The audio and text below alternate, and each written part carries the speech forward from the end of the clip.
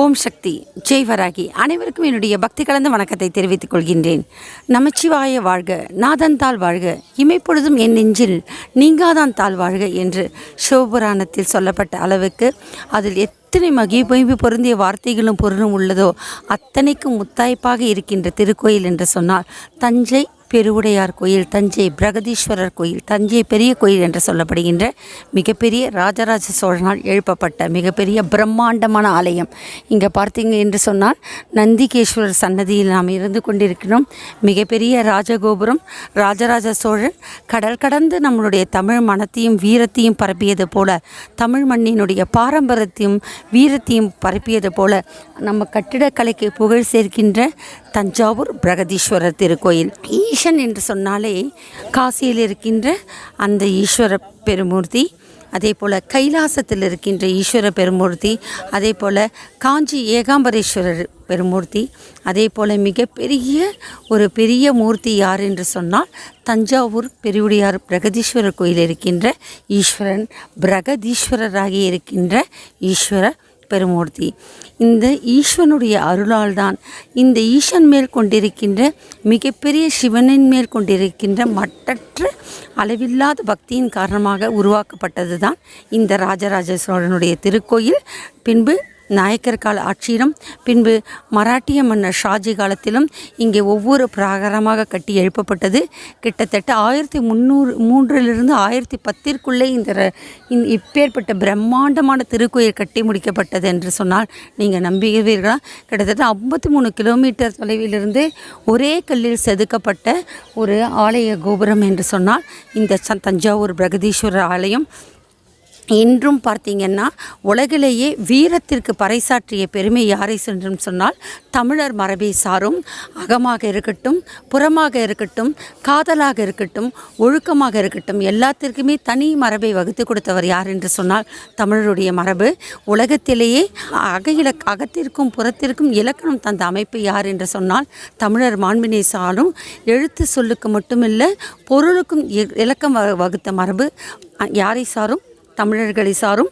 தமிழருடைய மாண்பை பறைசாற்றுகின்ற சங்க இலக்கியங்கள், 8 தொகை 10 பாட்டு நூல்கள், 14 நூல்களிலிருந்து ஆரம்பித்து சோழர் காலம், பல்லவர் காலம், நாயன்மார் காலம், ஆழ்வார்கள் காலம், நாயக்கர் காலம் என ஒவ்வொருடைய வரலாற்றை எடுத்து பார்க்கும்போது நம்மளுடைய தமிழருடைய வீரம், மாண்பு, ஒழுக்கம், காதல், குடும்பம், அதே போல் இது எல்லாம் மட்டுமல்ல, எழுத்து, மொழி எல்லாவற்றிற்கும் மட்டுமல்ல பக்திக்கும் பேர் போன ஒரு அமைப்பு என்று சொன்னால் இந்த தமிழருடைய மாண்பு.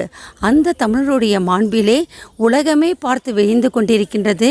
இந்த காலகட்டத்திலே உலகமே தமிழருடைய வீரத்தையும் மாண்பையும் மட்டுமல்ல தமிழர்களுடைய பக்தியும் தேடி வருகின்றது.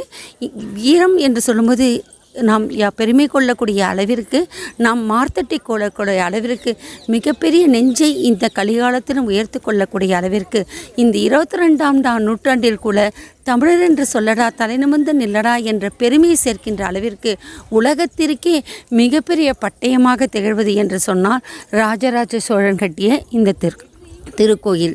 இந்த திருக்கோயில் மூலமாகத்தான் ராஜராஜ சோழனுடைய பெருமை நிலைநாட்டப்படுகிறது, அவருடைய வீரம் நிலைப்பாட்டப்படுகிறது. இந்தியா மட்டுமல்ல, தென்கிழக்கு ஆசிய நாடுகளில் உள்ள அத்தனை மன்னர்களையும் நடுநடுங்க வைத்த, கிடுகிடுக்கு வைத்த சோழன் என்று சொன்னால் ராஜராஜ சோழன். மொத்தத்தையும் தன்னுடைய சோழர்களுடைய கொடையின் கீழ் கொண்டு வந்தவர் ராஜராஜ சோழன்.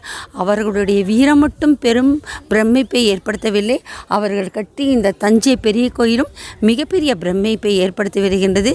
சிறந்த சிவன் பக்தராக விளங்கிய ராஜராஜ சோழனால் உருவாக்கப்பட்ட தஞ்சை பிரகதீஸ்வரர் கோயில் ராஜராஜ சோழனுக்கு உள்ளும் புறமும் மிகவும் தைரியத்தையும் மனோபலத்தையும் பலபலத்தையும் ஆளுமை பலத்தையும் கொடுத்தவர் யார் என்று சொன்னால் இந்த தஞ்சாவூர் பிரகதீஸ்வரர் கோயில். ஈசன் எந்த இணையடி நிழலை என்று சொல்வார்கள். மாசறு திங்கள் சுடியிருக்கின்ற அந்த ஈசன் பேரான்.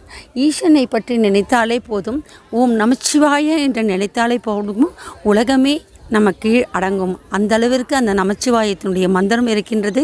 இந்த பிரபஞ்சத்தினுடைய மொத்த அத்தனை சக்தியும் எங்கே இருக்கின்றது? பஞ்சபூதங்களுடைய அத்தனை சக்தியும் யாருக்குள் அடக்கும் என்று சொன்னால் சிவத்துக்கும் அடக்கும் என்று சொல்வார்கள். சிவத்திற்குள்ளே சக்தியும் அடக்கும் என்று சொல்வார்கள். இந்த பிரபஞ்சத்திற்கு நாயனாக திகழ்கின்ற சிவபெருமான், அந்த சிவபெருமான் தியான நிலையில் மோன நிலையில் இருந்து கொண்டே, லிங்க உருவில் இருந்து கொண்டே இந்த மொத்த பிரபஞ்சத்தையும் நம் வசத்தை கொண்டு வருவதற்குரிய அருள் பாலிக்கின்ற தன்மையை ராஜராஜ சோழன் மூலமாக காணப்படுகும். அதுவும் குறிப்பாக தமிழ்நாட்டிலே சிதம்பரத்தில் இருக்கின்ற தில்லை நடராஜருடைய அந்த கட்டை விரல் பகுதி தான் உலகத்தில் மையப்புள்ளி என்று சொல்லப்படுகின்றது. அந்த வேப்பிலிருந்து அதே போல சிறப்புத்தன்மை கூடிய பொருந்திய மிகப்பெரிய கோயில்தான் தஞ்சை பிரகதீஸ்வரர் கோயில். இந்த கோயில் மட்டுமில்லை, இதனுடைய வரலாறு மட்டுமில்லை, பிரம்மாண்டம். இதனுடைய பக்தியினுடைய அம்சமும் அந்த பக்திக்கு ஈசன் கொடுத்த அருளும் பிரம்மாண்டமாக சொல்லப்படுகின்றது. ஈசன் மகேசன், மாதேஸ்வரன் என்று சொல்லப்படுகின்ற, ஏகாம்பரேஸ்வராக சொல்லப்படுகின்ற, காசி விஸ்வநாதராக சொல்லப்படுகின்ற அந்த ஈசன் பெருமான் ராஜராஜ சோழனுக்காக இங்கே பிரகதீஸ்வராக இருந்து பிரத்யட்ச கடவுளாக இருந்து ராஜராஜ சோழனை நல்வழிப்படுத்தி அந்த பக்திக்கு கொடுத்த மகத்துவத்தினுடைய தன்மை தான் இந்த தஞ்சை பிரகதீஸ்வருடைய ஆலயம். வாருங்கள், அந்த ஈசனனுடைய இணையடியை படிவோம், அந்த ஈசனுடைய நிழலடியில் நாமும் தஞ்சை அடைவோம் என்று சொல்லிக்கொண்டு உங்களை பக்தியுடன் இந்த பிரகதீஸ்வர ஆலயத்திற்குள் இட்டு செல்கின்றேன். சொல்வார்கள், கீர்த்தி பெரிது மூர்த்தி பெரிது. இங்கே மூர்த்தியும் பெரிதாக சொல்லப்படுகின்றது, கீர்த்தியும் பெரிதாக சொல்லப்படுகின்றது. இந்த மூர்த்தி பிரகதீஸ்வர ஆலயத்தின் மூலமாக தமிழர்களுடைய உயரிய மாண்பும் வீரமும் மட்டும் கீர்த்தியாக புகழப்படவில்லை, தமிழர்களுடைய பக்தியினுடைய உயர்நிலையும் இங்கு கீர்த்தியாக சொல்லப்படுகின்றது. இங்கே நுழைவாயில் பார்த்தீர்கள் என்று சொன்னால் மிகப்பெரிய நந்தீஸ்வரர் இருக்கு. இந்த மாதிரி மிகப்பெரிய நந்தீஸ்வரர் உலகிலே எங்கேயுமே இல்லை சொல்லலாம். அப்பேற்பட்ட நந்தீஸ்வரர், இந்த நந்திகேஸ்வரரை வழிபட்ட பின்புதான் நாம் யாரை சென்று வழிபட வேண்டும்? ஈசனை சென்று வழிபட வேண்டும்.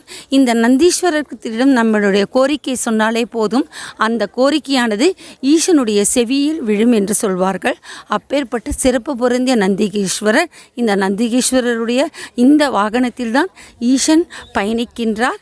அப்பேற்பட்ட ஈசனையே தன் உடலில் ஏற்றிக்கொண்டு செல்லுகின்ற நந்தீஸ்வரரிடம் நம்மளுடைய அத்தனை குறைகளை சொல்லும் பொழுதும், நம்மளுடைய அத்தனை பிரார்த்தனை சொல்லும் போதும் உடனுக்குடன் இறைவன் ஆகிய சிவபெருமானுடைய செவிக்கிட்டு செல்லப்படுகின்றது. அதனுக்கு முத்தாய்ப்பாக வைக்கப்பட்டது தான் இந்த சிவன் முன்னாடி இருக்கின்ற, சிவபெருமான் முன்னாடி இருக்கின்ற நந்திகேஸ்வரர் ஆலயம். வாருங்கள், பக்தி பயணத்தை ஆரம்பிப்போம் தஞ்சை பிரகதீஸ்வர ஆலயத்தில்.